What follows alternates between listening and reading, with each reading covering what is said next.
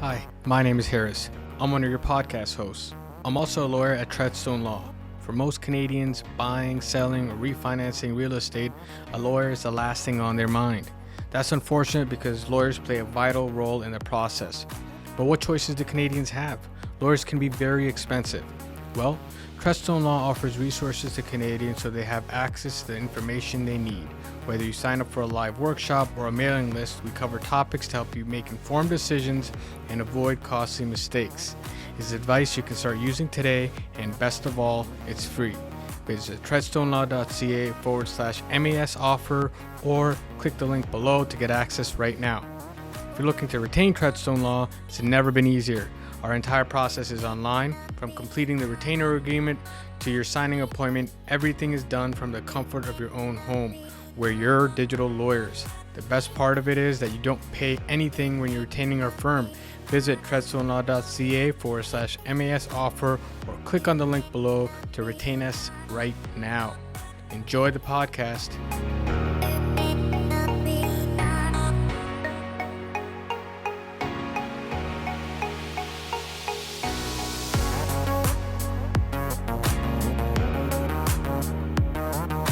Welcome to another episode of Hustle and Grit. Today, I've got a very special guest. I've got Vanessa Hogan from Century 21 United Realty. She is the owner and broker of record. Is that safe to say, Vanessa? I'm actually not the broker of record. You're the broker and the owner of Century 21 United Realty. Yes. Welcome to the podcast. Thanks for having me.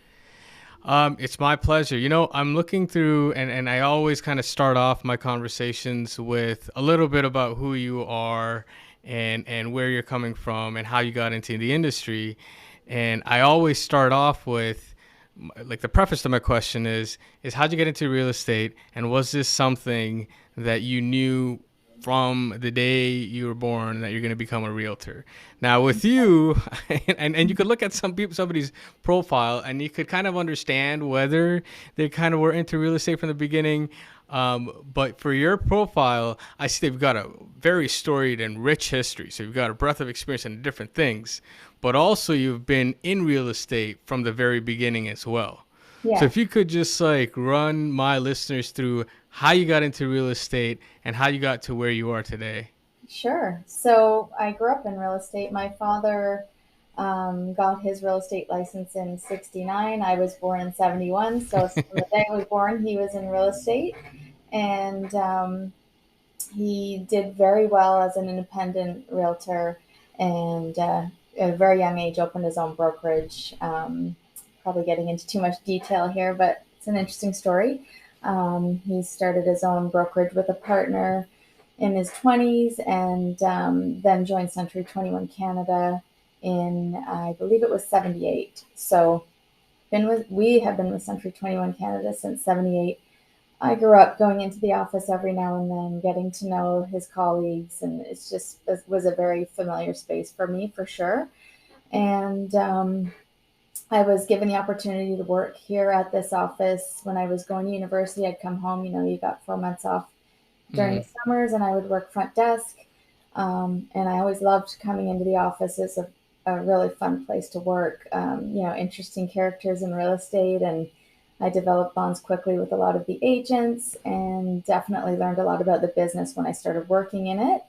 Loved it. But I always had this gnawing desire to see what it was like to live in the big city. So I moved to Toronto after university, got a job with National Grocers, and that began my 8-year career with National Grocers, Loblaw companies, working in distribution center, HR, organizational change, a change agent type role where you're getting the management team comfortable with changes happening in the industry, and management, union relations, lots of great experience. And then marketing.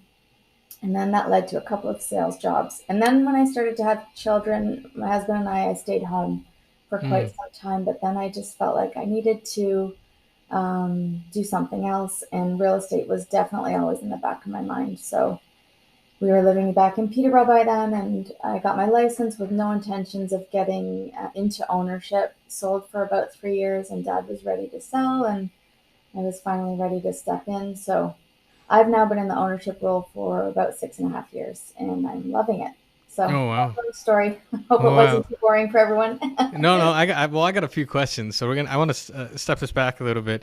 So Sure. when you say, like your dad started this and you were pretty young, random question. What was the youngest age you stepped into a real estate office? Well, I think was probably as a baby, but I my one of my first memories, I was about 5, and the reason I remember this is Mm, I met another young girl that one of my dad's agents, it was his daughter, and he had brought her into the office this particular day. So we met, and from then on, we started getting together, this little girl and I, and she's still a friend of mine to this day. So that's a very vivid memory. So at a young age, I would be going in there yeah. and meeting people. Yeah. Yeah, no, the reason I say that is because with my own experience growing up, my father similar was in real estate. He wasn't a broker, but he owned real estate. And from like Okay. middle school, I'd be going with him to see all these things. And so by Yeah, the time you get older, it's in your blood. Like you can't like get rid of it. It's just like it is. instinctually you know how to move Yeah. within certain scenarios. And if I could just add, we're doing something interesting here. I've become a part of the Junior Achievement organization in Peterborough here. And in June, we are hosting a career day. And the purpose of this program is for children that don't grow up in certain industries, like you and I grew up in the real estate kind of Mm, world. A lot of kids have no idea what this type of career offers, all the different types of jobs at a real estate brokerage. That's just for example. So we're going to be one of the stops for these high school students, grade 10 students to come through and learn about our industry, which I think is amazing because you take for granted that this is an obvious career choice for people, but some that just aren't familiar, it's just not a natural. So, yeah, I mean, I definitely think there's a lot of individuals, a lot of children, young adults who would like to get into an industry, but they just don't have the mentorship. So they don't yeah. like they'll go online and they'll see, oh yeah, this is what it looks like to be a realtor, whatever TV show they're watching, Mhm. or lawyer, or whatever else, well, whatever professional they're looking at. But that's not the reality of it. You really have to kind Yeah. of go in and talk to somebody doing it to Yeah. understand what it is. Yeah. So we're excited about that.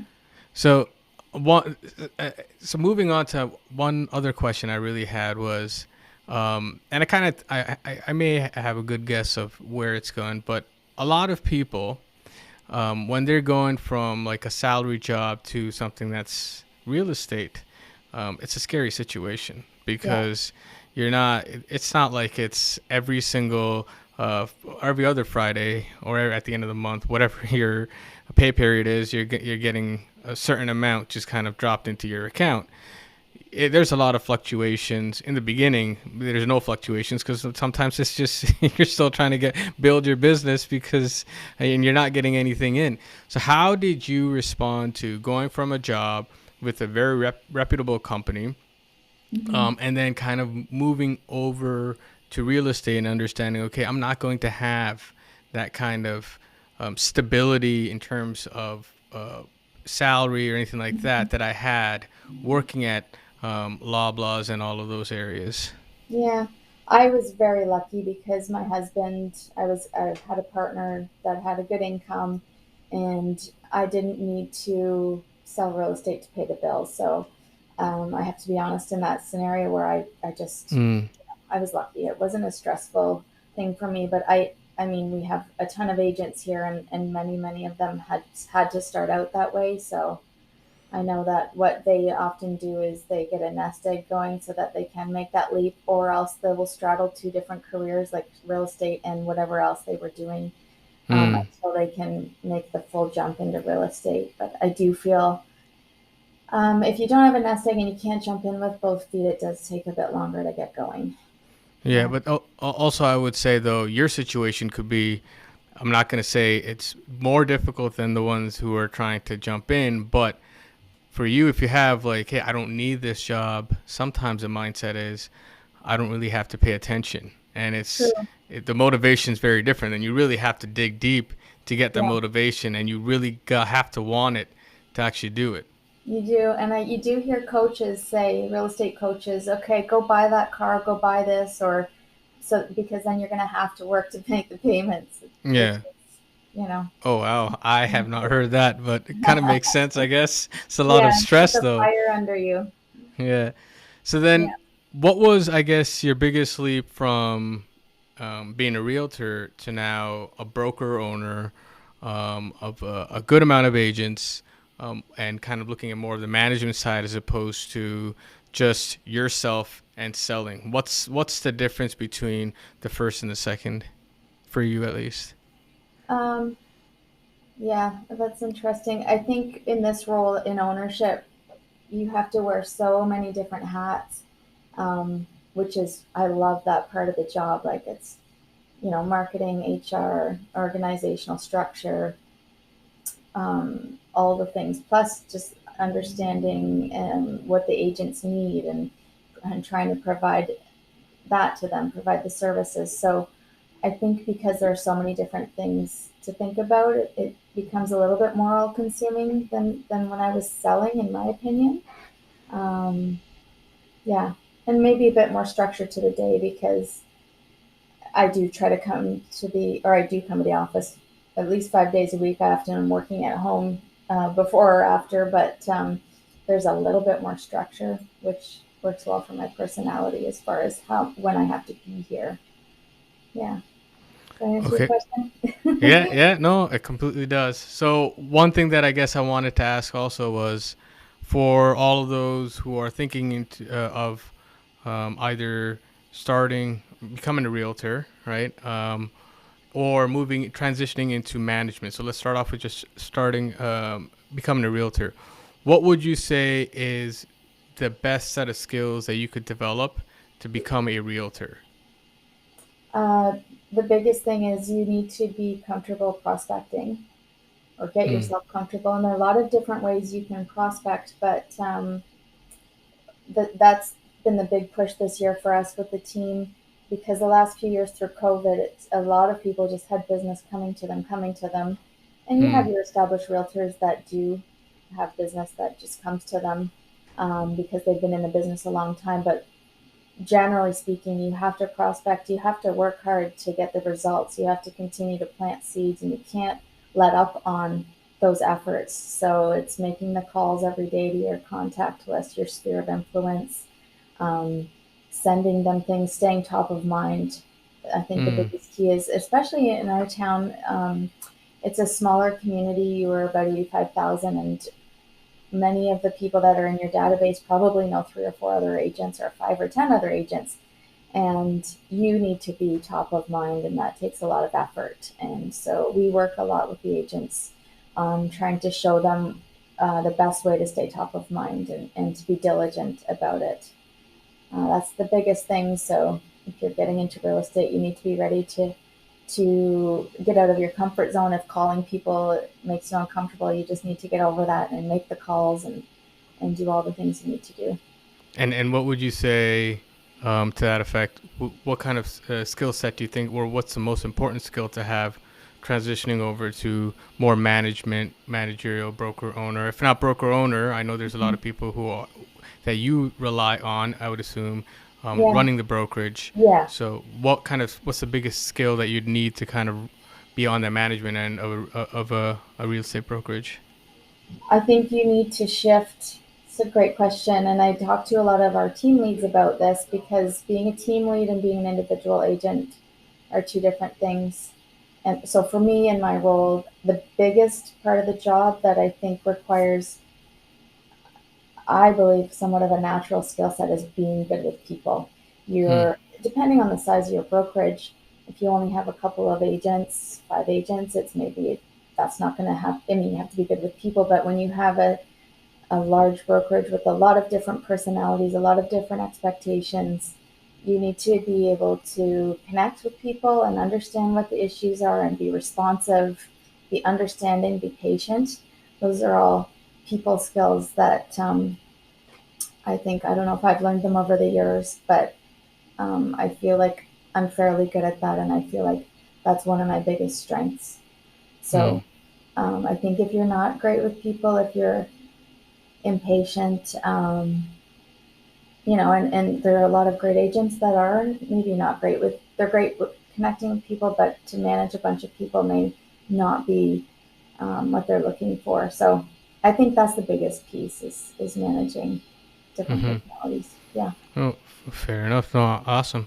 So I want to change gears a little bit. I want to move more now towards just the market questions, because I would love to get your opinion on this. Mm-hmm. Because every single day I feel like I get an email, I got an article that says something completely different from the day before about where interest rates going, where's real estate going, whether I should buy, whether I should sell or hold.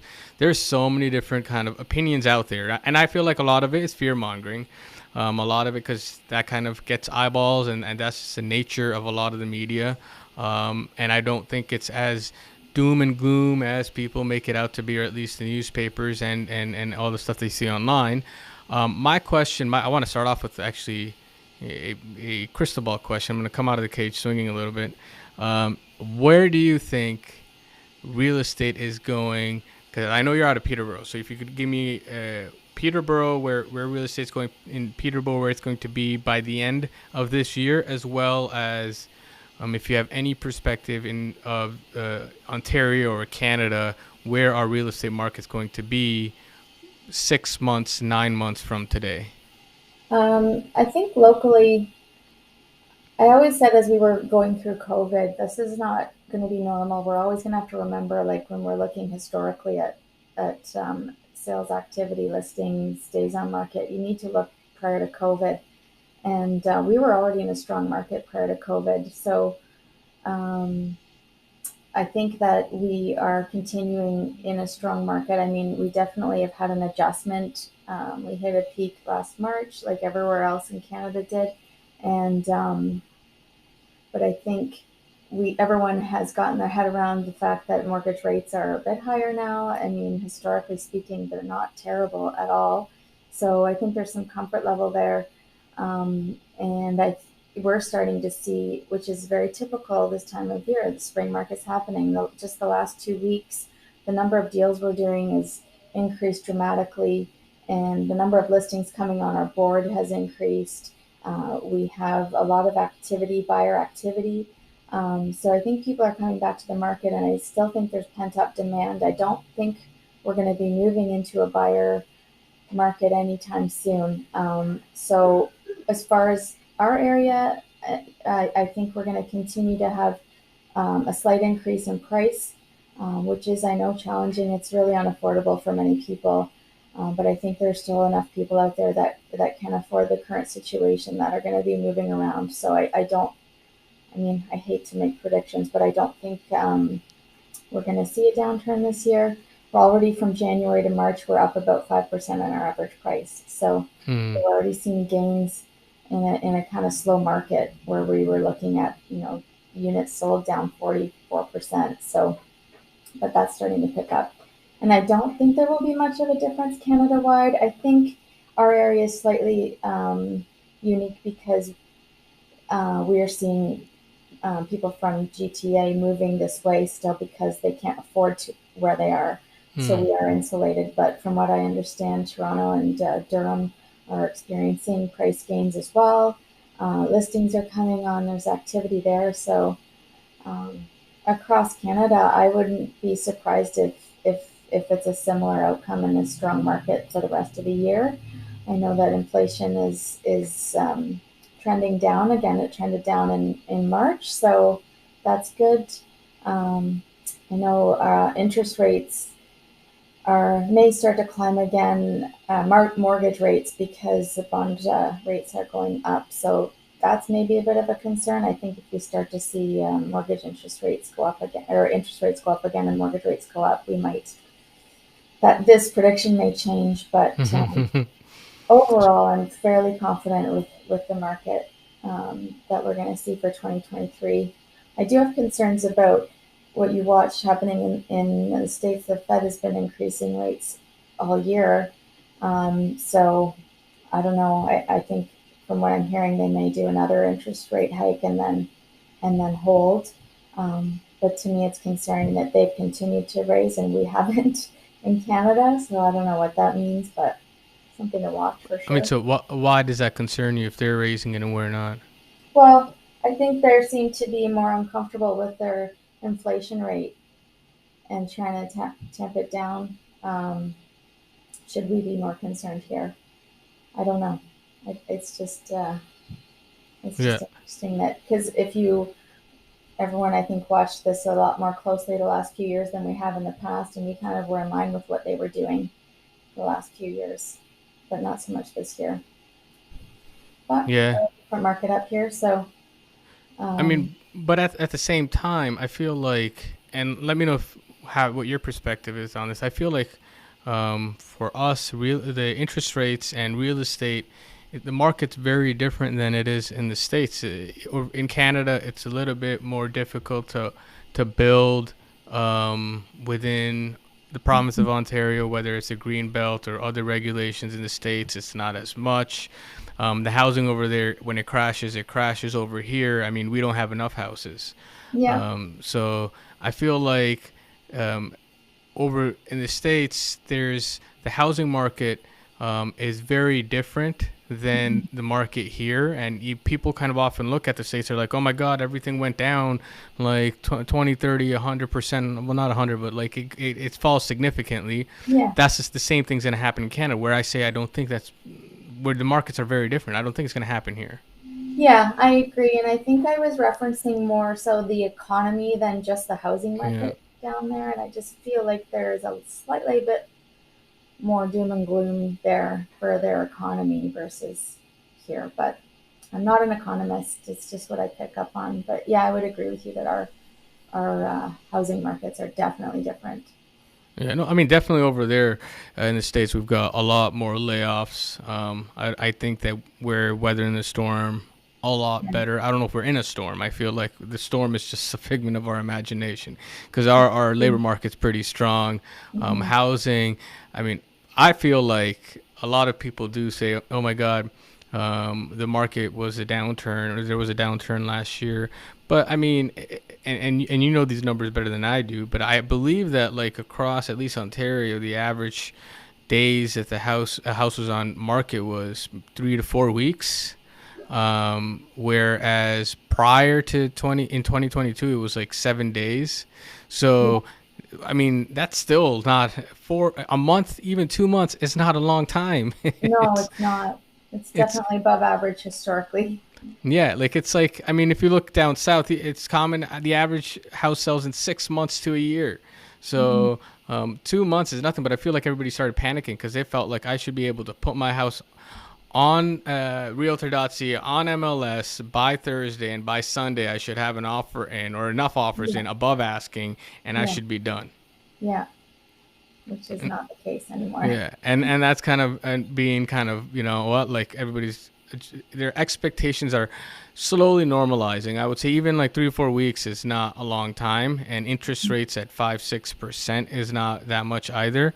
No. But what would you then? What's your perspective? What would you if somebody is looking to buy, whether it's they're moving up, whether they're first time home buyers, if they're looking to get into the market, what's your advice for individuals in Canada thinking, okay, should I jump in? Should I not? What would you say to them for those people who are on the fences? Oh, I think it's always a good idea if you can get into the market, because then you're in, and that asset's going to grow in value. I think I would start with, you could start with a real estate agent, a local real estate agent, and get in touch with a mortgage broker and find out what you can afford. Take a look at your credit, take a look at your debt, see what you can afford, then look at the market. And if that's not even what you can afford, is nowhere close to, an entry level home, if you're talking about new buyers, then maybe think about partnering up with somebody and getting into a home. And, each of you live in a different part of the home, maybe main floor and lower level apartments, just to get your foot in the door. It's better than throwing your money, not throwing your money out the window, but when you're renting, you're not building your assets. So that would be what I would recommend. And then if you're a move up buyer, you should probably get in touch with a local real estate agent and understand what your current home's value is, and what can you afford if you get that amount for that home. Yeah. No, I Mm-hmm. mean, my perspective has been, and it still remains that like right now is the best time to buy real estate, just because with the inflation, with the 10% or whatever inflation going on. I mean, milk's like $10. Like, it's just everything's going crazy. The only place where your dollar is going further than anywhere else is real estate, and that's kind of unprecedented too. Because if you go back to 2022, when you blink and the price, or 2021, sorry, you blink and the price of a house just goes up. And people thought it wasn't going to go higher, and it still kept going higher. And people were buying while there was, and what people don't realize, that people were buying, and we were actually locked up in a pandemic, and people were buying the house sight unseen, no conditions, nothing. So, and at that point, there was more and more people trying to jump in to get the house. But now, when you can actually put in an offer, look at what the house looks like, put in a condition that you want to kind of inspect the house and make sure that everything is how it's supposed to be. Maybe put in a financing condition so you ensure that you're not going to be getting into any mortgages where the interest rates are obscene. And I don't mean 5% obscene. I mean, like, a lot of people we saw in 2021 that put in an offer, and they wouldn't put in a financing condition. And if they didn't get approved, or they didn't get approved as much as they thought, they'd have to go to private lenders. Private lenders are very expensive. You're paying like 12, 15% to close a house. Now you can actually be reasonable, and everybody's kind of standing back and I don't know where things are going. And so I always say now is the best time. And I feel like the door is closing a little bit, just because, like you said, like now it's more in the news where prices are going up. And as more people see that, more people are going to jump in. Would that be a correct assumption to make?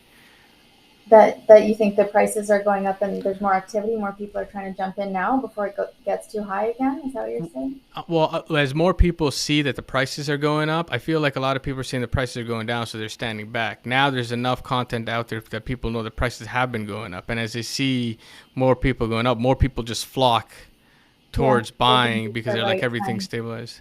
Mm-hmm. Yeah, I would agree with that. But I think there is really no bad time to buy. So you need to get in. You can't time the market. And if you're getting in and holding for a few years, you typically can't go wrong.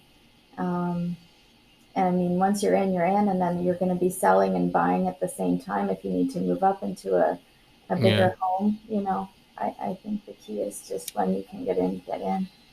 And I know it's very challenging. Affordability is difficult for first-time home buyers, and a lot of families are having to support their kids, and a lot of kids 20-year-olds are staying home working, saving money, and then still would need assistance from parents to get them into the market. Yeah. No. Yeah.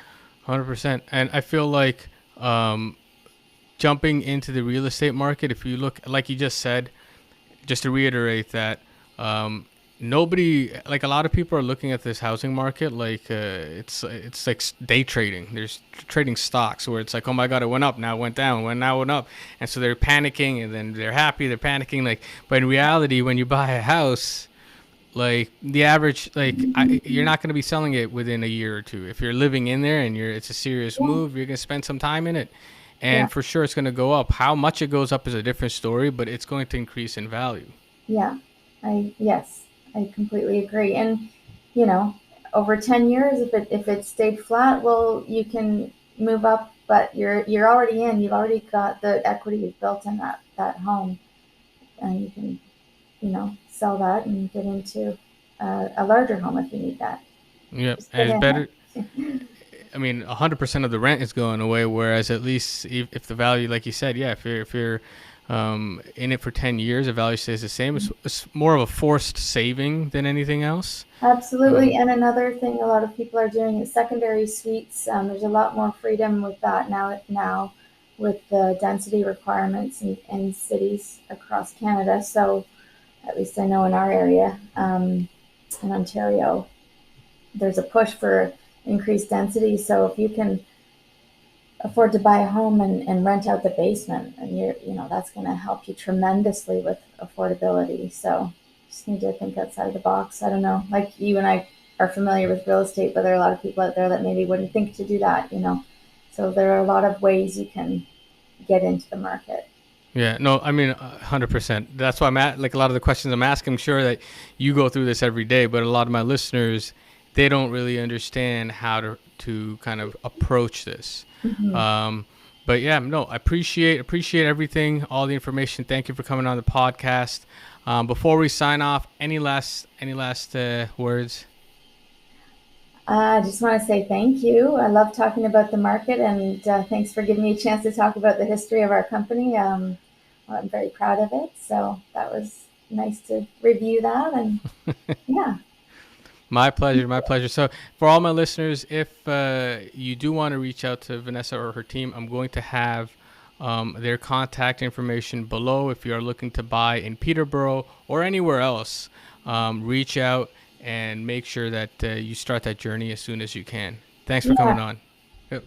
We just so you know, we cover Peterborough and quite a wide area around there. We have a lot of agents that do a lot of business in rural properties and waterfront as well. So, City of Peterborough and surrounding areas, we have an agent I'm sure that could help you out if you're looking in this area.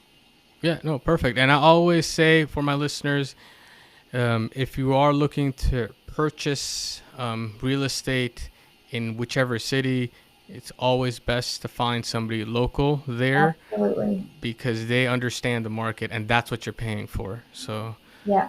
and that's not if that experience is irreplaceable. So people who have been raised in a city, they know what a street looks like as soon as you say their name, as opposed to maybe out of towners Mhm. who are driving in and they have to kind of understand everything. Not to say that the out of towners don't know; they could probably figure it out, but the ones that are local live, breathe, and eat it every single day, so Yeah. they know right away what's going on where you You say. So know, I always say, yeah. The schools, the community centers, we know the events that happen in the year, especially if you're talking rural properties, you need to understand wells and septic and waterfront. We know the yeah. lakes very well, which lakes are good for fishing, how many cottages are on the lakes, access amenities to the lakes.